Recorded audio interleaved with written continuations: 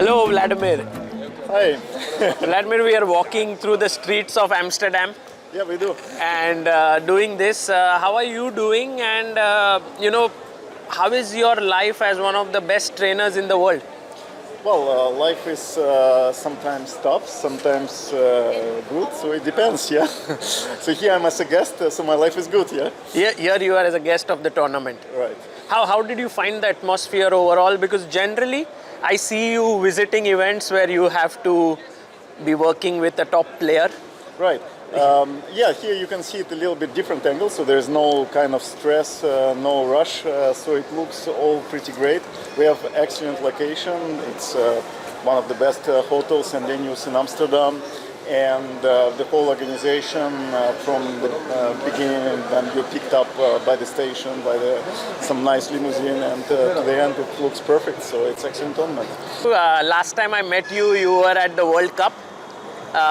You were with Dominguez there. You have been working with so many top players. You worked with Caruana, you worked with Anish Giri, Vidit, Hou Yifan, and I mean the list is endless. How do you manage to work with so many players? And I mean, isn't it often conflicting with each other? Well, how I manage it's very simple. I'm just getting picked up, you know. That is how it works.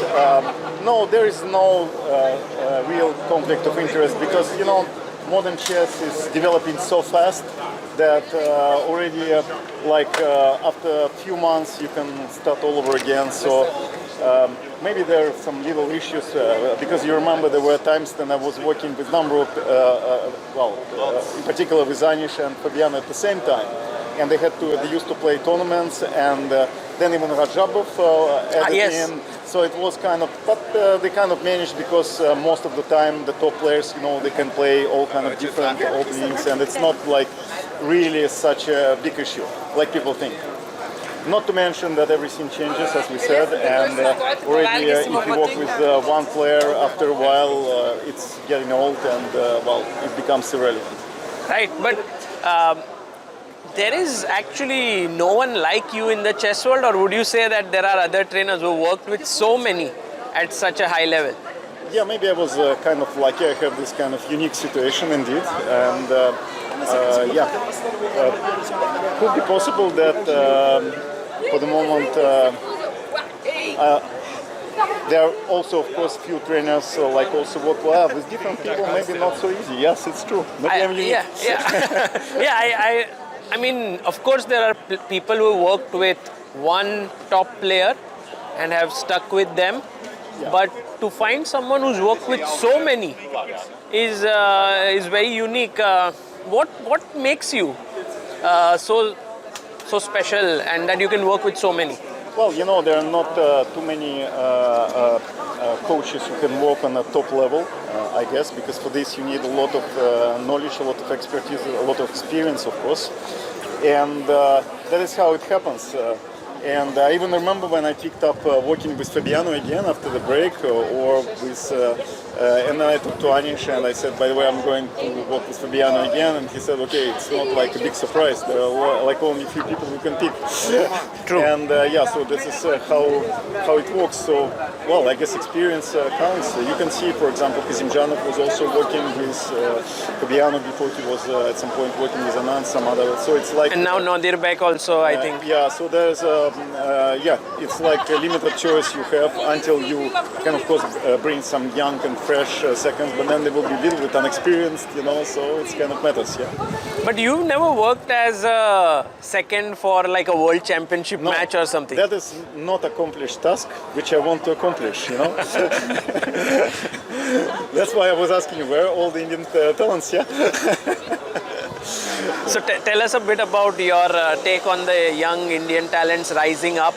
You've been following them, I'm sure. Yeah, of course, yeah, clearly. So it's quite exciting. So we have really new forming strong elite, and they are not yet elite, but it's to come, of course, next years for sure.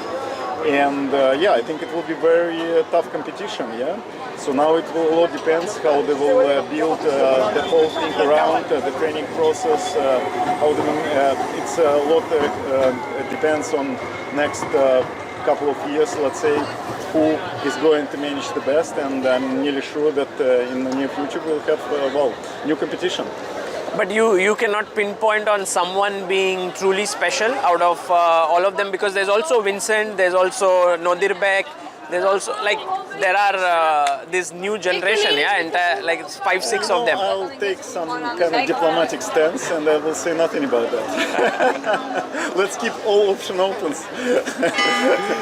True, and for yourself, there's something very unique you've developed in the chess world. It's called the strategic balance course, and that is something that you mentioned many of the top players have done. Could you tell us a bit about it and what it entails? Yeah, well, strategic balance is of course some kind of like my own brand sort of. Like, well, it's a long story to say where it came from. I remember static balance, yes. but I even there was giving some interview, whatever.